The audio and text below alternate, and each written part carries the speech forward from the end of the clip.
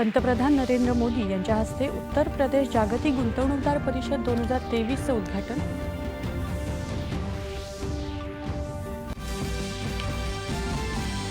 पायाभूत विकास क्षेत्रासह विविध क्षेत्रांमध्ये गुंतवणुकीच्या अनेक संधी उपलब्ध असून गुंतवणूकदारांनी त्याचा लाभ घ्यावा असं पंतप्रधान नरेंद्र मोदी यांचं आवाहन. पंतप्रधान नरेंद्र मोदी आज मुंबई दौऱ्यावर. मुंबई सोलापूर आणि मुंबई साईनगर शिर्डी या 2 वंदे भारत रेल्वे गाड्यांना दाखवणार हिरवा झेंडा. मुंबईतली वाहतूक कोंडी टाळण्याच्या दृष्टीने उपयुक्त सांताक्रूज चेंबूर लिंक रोड आणि कुरार बोगद्याचं पंतप्रधानांच्या हस्ते होणार लोकार्पण. मुंबईत मरोळ इथल्या दाऊदी बोहरा समुदायाची प्रमुख शैक्षणिक संस्था असलेल्या अल्जामिया तुस सैफियाच्या नवीन परिसराचं पंतप्रधान करणार उद्घाटन. श्रीहरिकोटा इथल्या प्रक्षेपण तळावरून अमेरिकेच्या उपग्रहासह एकूण 3 उपग्रहांचं इस्रोकडून प्रक्षेपण. खेलो इंडिया युवा स्पर्धेत सायकलिंगमध्ये सर्वोत्तम कामगिरी करत महाराष्ट्राच्या संघाची 12 पदकांची कमाई. सायकल रोड रेसमध्ये चॅम्पियनशिप देऊन महाराष्ट्राचा गौरव. खेळ सॉफ्ट पॉवर म्हणूनही मोठी भूमिका बजावतात केंद्रीय मंत्री अनुराग ठाकूर. आणि बॉर्डर गावस्कर करंडकाच्या नागपूर इथल्या पहिल्या कसोटी सामन्यात कर्णधार रोहित शर्माचं नाबाद झुंजार शतक. नमस्कार. एकच्या बातमीपत्रात मी आसावरी जहागीरदार आपलं स्वागत करते. आता पाहूया बातम्या विस्तारानं. यंदाच्या अर्थसंकल्पात पायाभूत सुविधा विकासासाठी विक्रमी तरतूद करण्यात आली आणि त्यात दरवर्षी वाढ होते. यामुळे पायाभूत विकास क्षेत्रात गुंतवणुकीच्या अनेक संधी निर्माण झाल्यात असं पंतप्रधान नरेंद्र मोदी म्हणाले. पंतप्रधान नरेंद्र मोदी आज लखनौ इथे उत्तर प्रदेश जागतिक गुंतवणूकदार परिषद 2023चं उद्घाटन केल्यावर बोलत होते.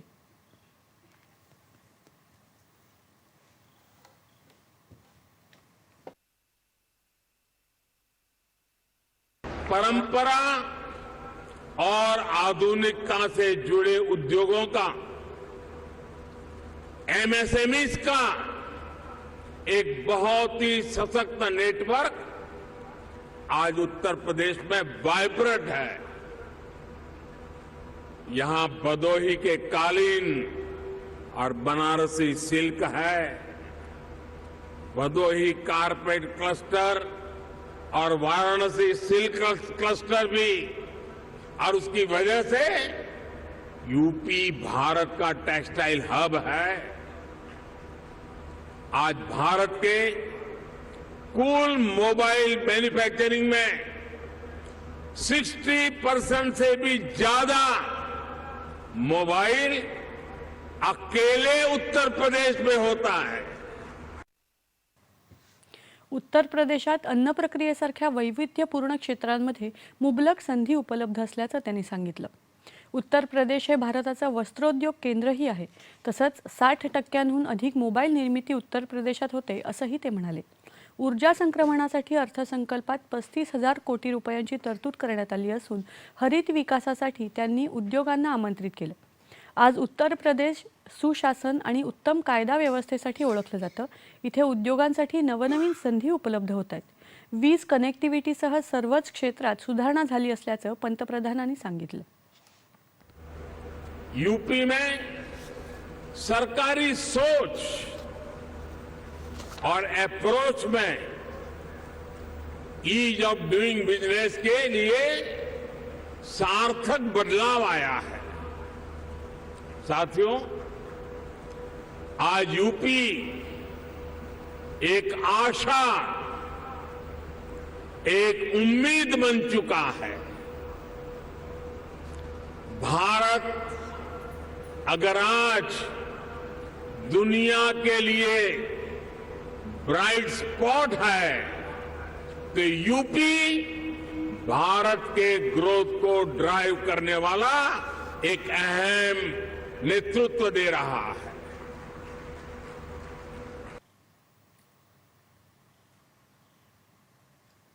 भारत जगासाठी गुंतवणुकीचं आकर्षक केंद्र बनलं असून उत्तर प्रदेश हे विकासाचं इंजिन बनलं आहे असंही ते म्हणाले. लवकरच उत्तर प्रदेश 5 आंतरराष्ट्रीय विमानतळांसाठी ओळखलं जाईल असं ते म्हणाले. यावेळी त्यांनी जागतिक व्यापार शोचं उद्घाटन आणि इन्व्हेस्ट UP 2.0 ह्याची सुरुवात केली. राज्यपाल आनंदीबेन पटेल, संरक्षण मंत्री राजनाथ सिंह, मुख्यमंत्री योगी आदित्यनाथ यावेळी उपस्थित होते. सरकारनं व्यापारी समुदायासाठी नवीन दृष्टिकोन अवलंबला आहे. जुने नियम बदलून उद्योगांसाठी पूरक वातावरण निर्माण केलं आहे, असं संरक्षण मंत्री म्हणाले. गेल्या 6 वर्षात उत्तर प्रदेशच्या उद्योग क्षेत्रात सकारात्मक परिवर्तन घडलंय. उद्योगांसाठी राज्य सरकार शक्य तेवढी सर्व सहकार्य करेल, अशी ग्वाही मुख्यमंत्री योगी आदित्यनाथ यांनी दिली. आदित्य बिर्ला समूहानं 25,000 कोटी रुपयांची गुंतवणूक करण्याची घोषणा उत्तर प्रदेश जागतिक गुंतवणूकदार शिखर परिषदेत केली. रिलायन्स समूहाचे अध्यक्ष मुकेश अंबानी यांनी उत्तर प्रदेशात 10 गिगावॅट नवीकरणीय ऊर्जा प्रकल्प उभारण्याची तसंच आगामी 4 वर्षात 57,000 कोटी रुपयांची गुंतवणूक करण्याची घोषणा केली. पुढील 10 महिन्यात प्रत्येक शहरात 5G सेवा सुरू केली जाईल, असंही त्यांनी सांगितलं. पंतप्रधान नरेंद्र मोदी आज मुंबई दौऱ्यावर येणार असून 2 वंदे भारत गाड्यांना हिरवा झेंडा दाखवणार आहेत. तसंच मुंबईतली वाहतूक कोंडी टाळण्यासाठी उपयुक्त रस्ता आणि बोगद्याचं ते लोकार्पणही करतील. आजचा दिवस महाराष्ट्रासाठी विशेष आहे. खास करून संपर्क, दळणवळण व्यवस्था हे सुधारण्याच्या दृष्टीनं महत्त्वाचं आहे, असं पंतप्रधानांनी आपल्या ट्विटर संदेशात म्हटलंय.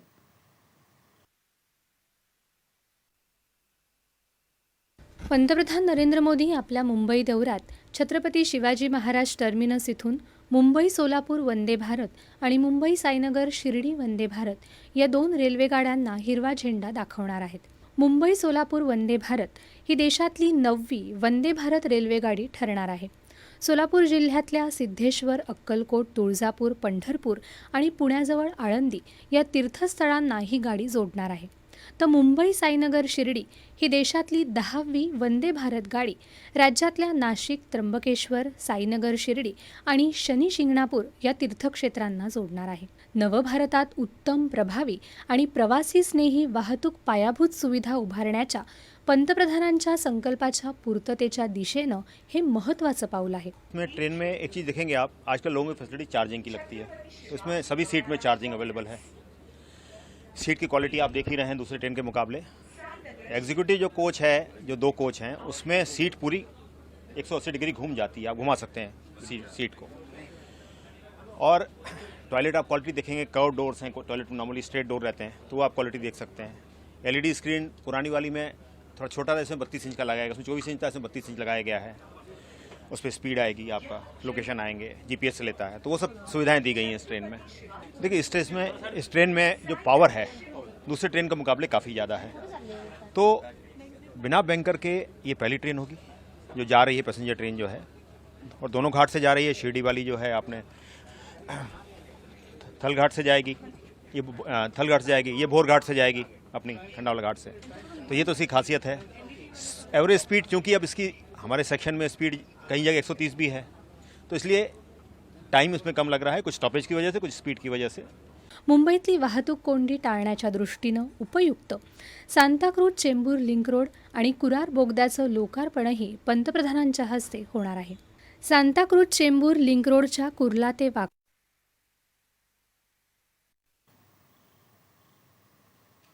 पंतप्रधान नरेंद्र मोदी आज मुंबई सोलापूर आणि मुंबई साईनगर शिर्डी या 2 वंदे भारत रेल्वे गाड्यांना हिरवा झेंडा दाखवणार आहेत. राज्यातल्या तीर्थस्थळांना जोडणाऱ्या या गाड्यांमुळे तिथल्या आर्थिक पर्यटन क्षेत्राला चालना मिळेल, अशी भावना तिथले नागरिक व्यक्त करतायत.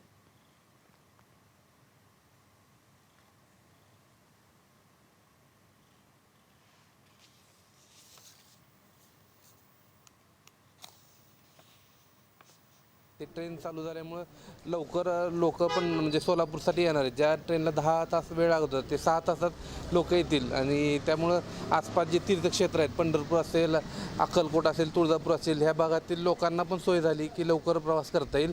आत्ताच काही दिवसापूर्वी न्यूज बघितली की माननीय पंतप्रधान श्री नरेंद्र मोदी हे मुंबई ते सोलापूर आणि मुंबई ते शिर्डी अशा 2 वंदे भारत सुरू करणार आहेत. खरंच गर्वाची गोष्ट आहे. तसं बघायला गेलं तर गेली 20 वर्ष प्रवास करतोय मी. कधी वाटलं नव्हतं की अशी सुसज्ज अशी ट्रेन कधी म्हणजे पुणे किंवा मुंबई ते सोलापूर दरम्यान सुरू होऊ शकते. खरंच माननीय पंतप्रधान नरेंद्र मोदीजी यांच्या अध्यक्षतेखाली भारतीय रेल्वे खरंच उत्तरोत्तर प्रगतीच करत चाललेली आहे. तर सोलापूरसाठी पुणे ते सोलापूर प्रवास करायला जवळपास 6 ते 7 तास लागून जातात, किंवा ट्रेनने जरी गेलं तरी कमीत कमी 5 तास लागतात. पण वंदे भारत या ट्रेनमुळे मुंबई ते सोलापूर हे अंतर जवळपास 7.5 तासावर येऊन ठेपत आहे, ज्याचा फायदा सामान्य प्रवासी वर्गाला होऊ शकतो. त्याचा फायदा तसंच काही व्यापारी वर्गालाही त्याचा फायदा होऊ शकतो. वंदे भारत अभियान रेल्वे जी सुरू होणार आहे ती रेल्वे मुंबईहून शिर्डीला येणार आहे. त्यानंतर रेल्वे शिर्डीला आल्यानंतर साईबाबाचे दर्शन घेण्यासाठी बरेच भाविक लोक त्या रेल्वेमधून प्रवास करू शकतात. त्यामुळे त्यांना वेळेची बचत होणार आहे, शिवाय पैशाची सुद्धा बचत होणार आहे. दुसरी गोष्ट, जे व्यावसायिक लोक आहे त्यांना सुद्धा येणे जाण्यासाठी फार सोयीस्कर होणार आहे. सोलापूर हे शहर हैदराबादच्या टोकाला आणि महाराष्ट्राच्या एका बाजूला असलेलं शहर असल्यामुळे तिकडे जाण्यासाठी पुण्यावरून काय किंवा मुंबईवरून काय खूप अडचणीचा प्रवास असायचा. रस्ते जरी रुंद झालेले असले तरी रस्त्यावरचं अंतर जास्त असल्यामुळे आणि ट्रॅफिकमुळे प्रवास हा थोडासा खडतरच वाटायचा. वंदे भारत एक्सप्रेस ही कमी वेळेत आणि आरामदायी जाणारी एक्सप्रेस असल्यामुळे प्रवाशांना, खास करून सोलापूरवासियांना, पुणेवासियांना याचा चांगला लाभ होणार आहे. केंद्र सरकारने पंतप्रधान मोदी यांच्या नेतृत्वाखाली हा चांगला निर्णय घेतलेला आहे आणि जितकं रस्त्यावरचा ताण कमी होईल तितके अपघात देखील कमी होतील आणि आरामदायी प्रवास हवा असेल तर रेल्वेला अर्थातच पर्याय नाही.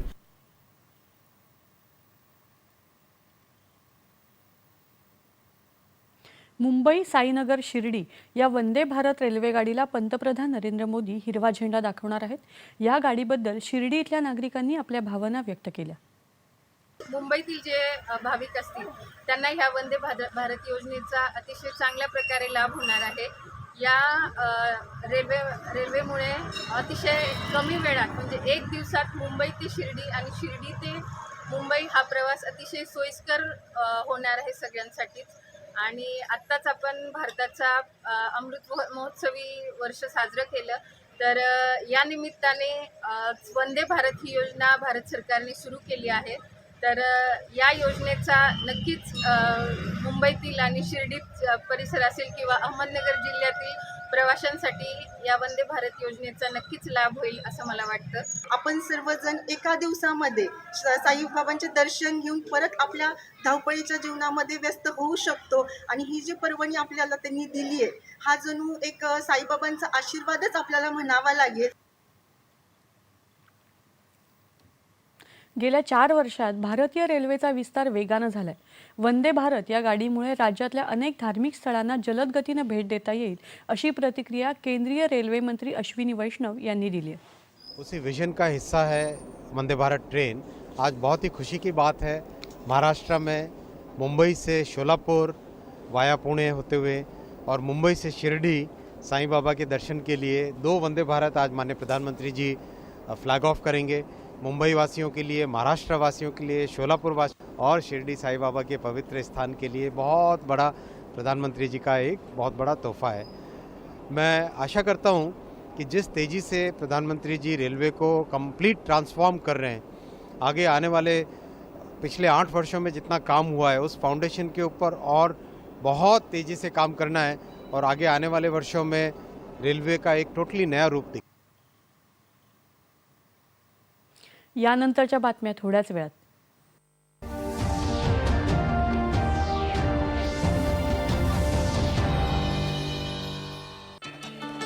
फूल वाला, केटरिंग वाला, बँड वाला, हे घ्या भाऊ. बँड वाजेल बाबा, जर गडबड झाली तर गेले पैसे. अरे नाही रे, बँक सांभाळून घेईल. कसे? मी पॉझिटिव्ह पे सिस्टम वर रजिस्टर केलं आहे. बँकेला चेक्स आणि बेनिफिशियरीजची माहिती दिली आहे. बँक चेक करेल, तपासणी करेल, डिटेल्स मॅच नाही तर क्लिअरन्स नाही. अच्छा, आणा मला द्या. फोटोवाला, लाईटवाला, मंडपवाला. आरबीआय सांगते आहे, जाणकार बना, सतर्क रहा. अगदी बरोबर बोलत आहेत हे. जाणून घेऊया आपल्या जवळपास घडणाऱ्या घटनांचं विश्लेषण, त्यामागील असणारी वास्तविकता तसंच विविध विषयांवरील तज्ज्ञ मंडळींची मतं फक्त आपल्या हॅलो सह्याद्री या कार्यक्रमात. प्रत्येक सोमवार आणि शुक्रवार दुपारी 12 वाजता आणि पुन्हा प्रसारण रात्री 11 आणि दुसऱ्या दिवशी सकाळी 9 वाजता फक्त आपल्या सह्याद्री वाहिनीवर.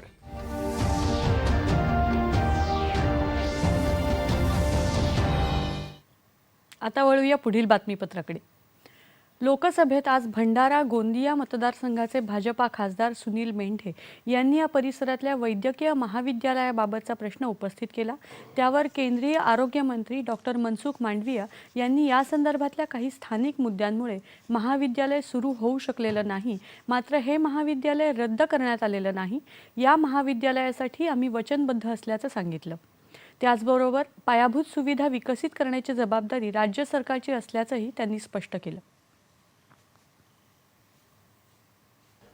जब मेडिकल कॉलेज चालू करनी होती है तो भारत सरकार की फेज़ 1, फेज़ 3, फेज़ 2 और फेज़ 3 157 मेडिकल कॉलेज भारत सरकार के अनुदान से राज्य में चालू करने के लिए भारत सरकार ने निश्चय किया. उसके मुताबिक महाराष्ट्र गवर्नमेंट ने भी रिकमेंडेशन भेजी.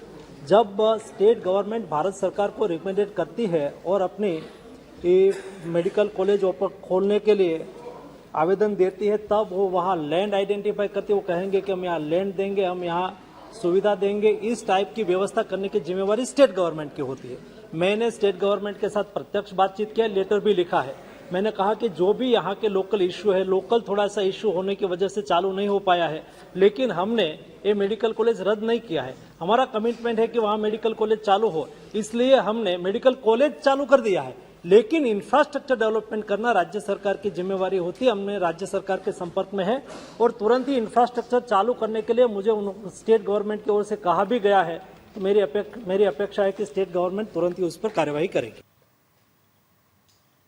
आरोग्य सेवा आणि शिक्षणाशी संबंधित विविध प्रश्न आज लोकसभेत प्रश्नोत्तराच्या तासात खासदारांनी उपस्थित केले. जिथे पुरेसे अध्यापक आणि पायाभूत सुविधा उपलब्ध नसतील अशा ठिकाणी वैद्यकीय महाविद्यालय सुरू करण्याची परवानगी देता येऊ शकणार नाही, असं मांडविया यांनी द्रमुक खासदाराच्या प्रश्नावर उत्तर देताना सांगितलं. आरोग्यविषयक बाबींवर राजकारण केलं जाऊ नये असं ते म्हणाले. मदुराई एम्सच्या मुद्द्यावरून वाद झाल्यावर काँग्रेस आणि द्रमुक खासदारांनी सभात्याग केला. प्रश्नोत्तराच्या तासानंतर लोकसभेत केंद्रीय अर्थसंकल्पावर पुन्हा चर्चा सुरू झाली. यंदा अर्थसंकल्पात रेल्वेसाठी आतापर्यंत सर्वाधिक तरतूद करण्यात आली असल्याची माहिती रेल्वे राज्यमंत्री दर्शना जरदोश यांनी राज्यसभेत प्रश्नोत्तराच्या तासात दिली.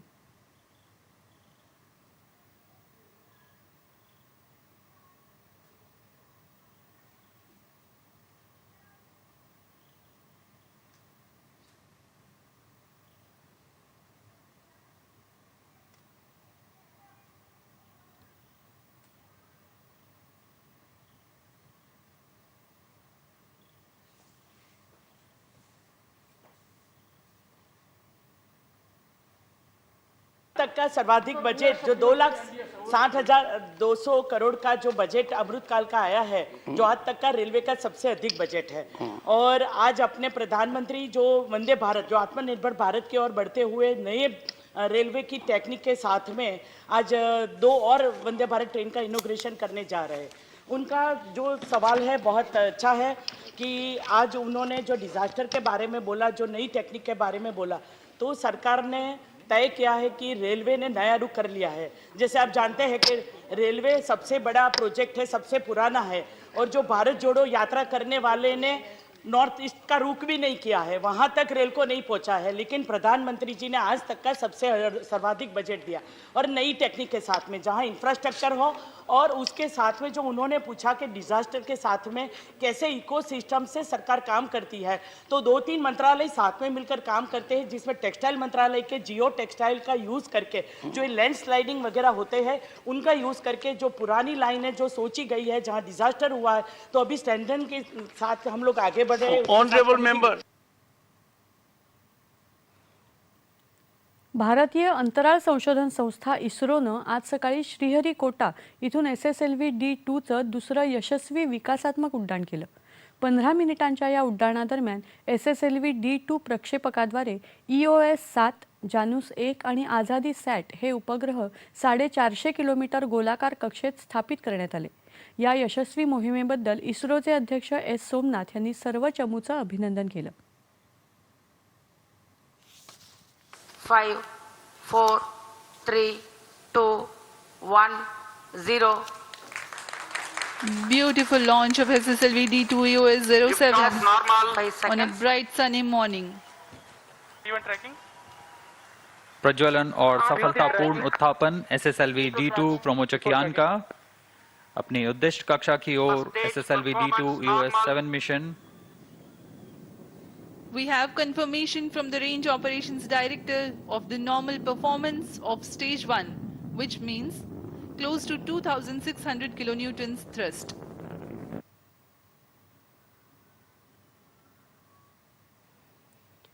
अहमदाबाद इथे कालपासून G20 परिषदेअंतर्गत अर्बन 20 शेर्पा बैठकीला सुरुवात झाली।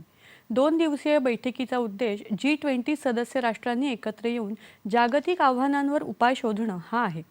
पर्यावरणास अनुकूल वर्तन, जलसुरक्षा, शहरी नियोजन, प्रशासन आणि नागरी सुविधांचं डिजिटलायझेशन या 6 प्रमुख क्षेत्रांवर अर्बन 20 बैठकीत भर दिला जाईल। G20 देशांच्या पहिल्या पर्यावरण आणि शाश्वत हवामान यावरच्या कृती दलाची बैठक कालपासून बंगळुरू इथे सुरू झाली। हवामान बदलाच्या आव्हानाला तोंड देण्यासाठी एक सर्वसंमत, सर्वव्यापक, एकीकृत दृष्टिकोनाचा अंगीकार करणं हा या बैठकीचा मुख्य उद्देश आहे। 3 दिवस चालणाऱ्या या बैठकीत जमिनीची धूप आणि जैवविविधतेची हानी, समुद्राचं प्रदूषण, खारफुटीचं संरक्षण आणि प्रवाळ या विषयांवर देखील चर्चा होणार आहे। G20 परिषदेच्या निमित्तानं भारताला आपला सांस्कृतिक वारसा जगातल्या विविध भागातून आलेल्या मान्यवरांना दाखवण्याची संधी मिळते। गुजरातमधल्या कच्छ इथे G20 पर्यटन कार्यगटाच्या बैठकीसाठी आलेल्या प्रतिनिधींनी जागतिक वारसा असलेल्या धोलावीरा या हडप्पाकालीन शहराला भेट दिली। त्यानंतर पुरातत्व पर्यटनाला चालना देण्याच्या आवश्यकतेवर चर्चा केली।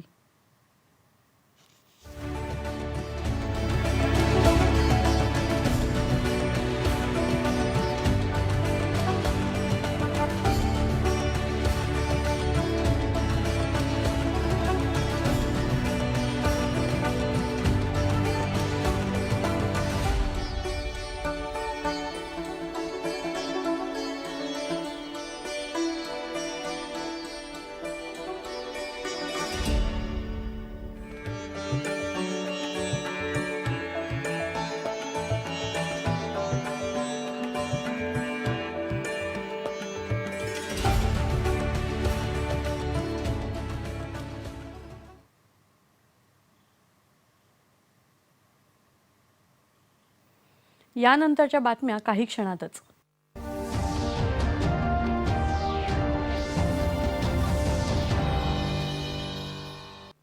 चेक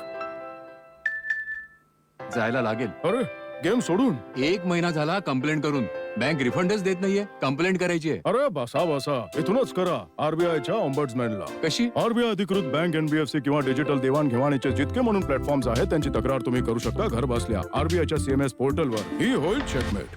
कंप्लेंट करायची आहे का? आरबीआय सांगते आहे, जाणकारपणा, सतर्क रहा।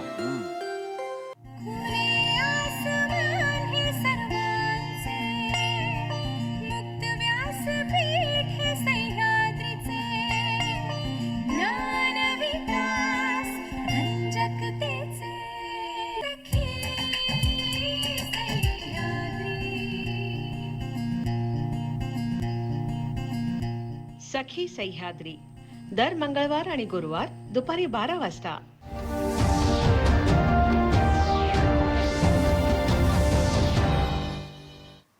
आता राज्याच्या विविध जिल्ह्यातल्या ठळक घडामोडींकडे एक नजर। जिल्हा झटपट।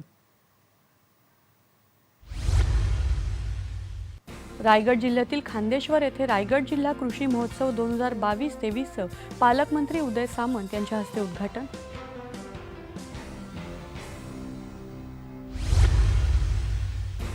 पुणे इथे SFIT आयोजित फॅशन शो मधून घडवलं गेलं भारतीय आदिवासी लोकसंस्कृतीचं दर्शन।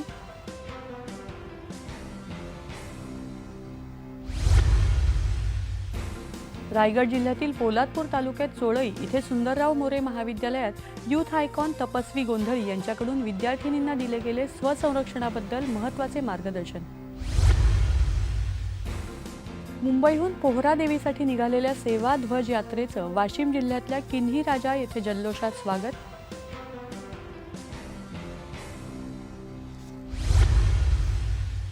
बीड जिल्ह्यातल्या आष्टी येथील हजरत फत्तेशाह बुखारी दर्ग्याला यात्रा उत्सवानिमित्त हिंदू मुस्लिम बांधवांकडून विद्युत रोषणाई.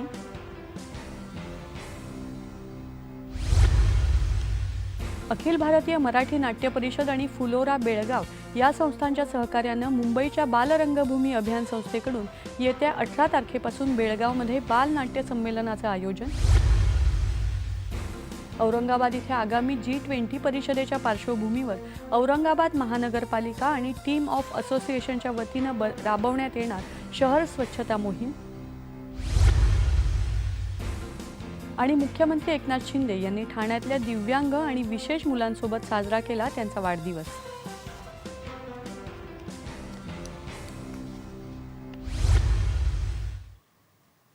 तुर्की आणि सिरियाच्या भूकंपात मरण पावलेल्यांची संख्या 21,000 पोहोचली असून 80,000 अधिक जण जखमी झालेत.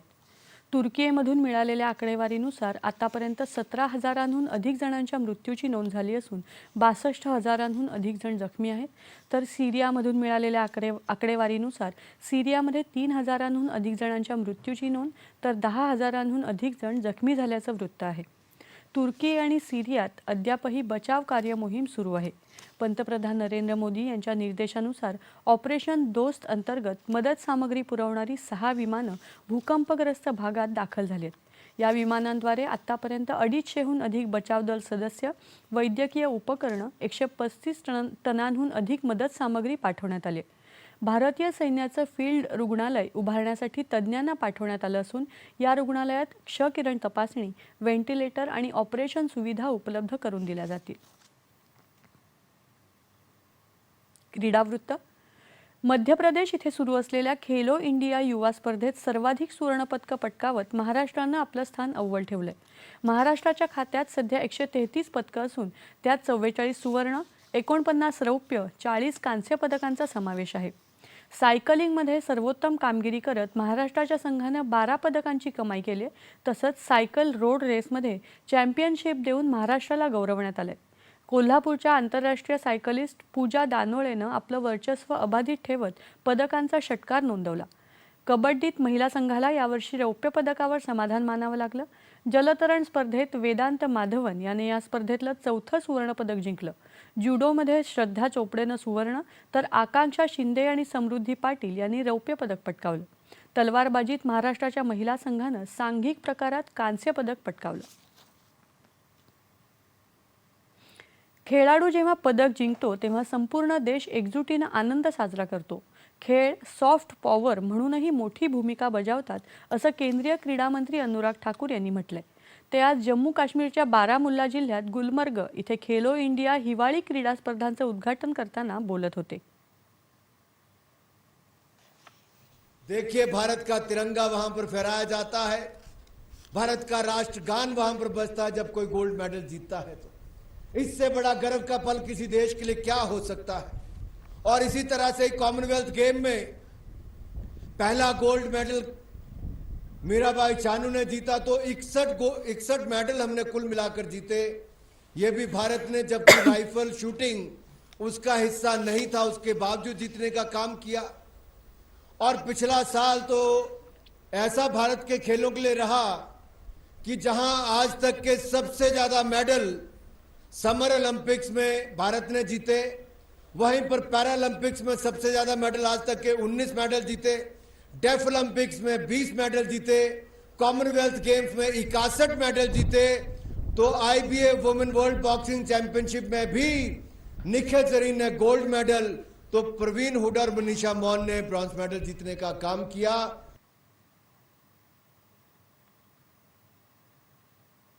5 दिवस चालणाऱ्या या स्पर्धेत 9 प्रकारच्या हिवाळी खेळांमध्ये देशाच्या विविध भागातले 1500 खेळाडू सहभागी झालेत. नागपूर इथे भारत आणि ऑस्ट्रेलिया दरम्यान खेळल्या जात असलेल्या पहिल्या कसोटी क्रिकेट सामन्याच्या आजच्या दुसऱ्या दिवशी कर्णधार रोहित शर्मानं नाबाद शतक झळकावलंय. भारताचे मधल्या फळीचे फलंदाज ठराविक अंतरानं बाद होत असताना रोहितनं एक बाजू लावून धरली. अश्विन 23, पुजारा 7, कोहली 12 तर सूर्यकुमार यादव 8 धावाकडून बाद झाले. शेवटचं वृत्त हाती आलं तेव्हा भारताच्या पहिल्या डावात 5 गडी बाद 190 धावा झाल्या होत्या. शेवटी ठळक बातम्या पुन्हा एकदा.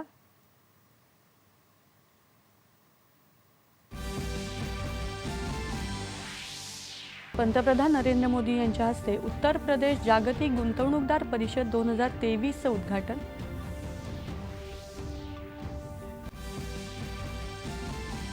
पायाभूत विकास क्षेत्रासह विविध क्षेत्रात गुंतवणुकीच्या अनेक संधी उपलब्ध असून गुंतवणूकदारांनी त्याचा लाभ घ्यावा असं पंतप्रधान नरेंद्र मोदी यांचं आवाहन. पंतप्रधान नरेंद्र मोदी आज मुंबई दौऱ्यावर. मुंबई सोलापूर आणि मुंबई साईनगर शिर्डी या 2 वंदे भारत रेल्वे गाड्यांना दाखवणार हिरवा झेंडा.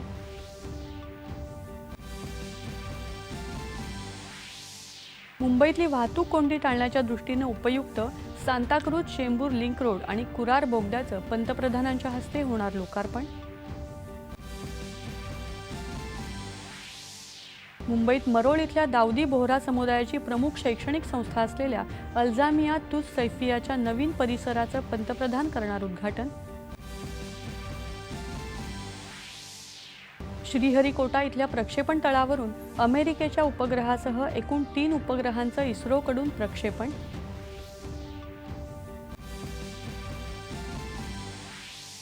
खेलो इंडिया युवा स्पर्धेत सायकलिंगमध्ये सर्वोत्तम कामगिरी करत महाराष्ट्राच्या संघाची 12 पदकांची कमाई.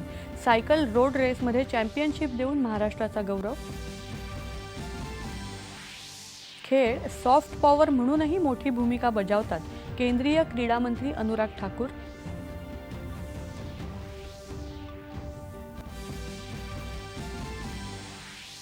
आणि नागपूर इथल्या पहिल्या कसोटी सामन्यात कर्णधार रोहित शर्माची नाबाद शतकी खेळली.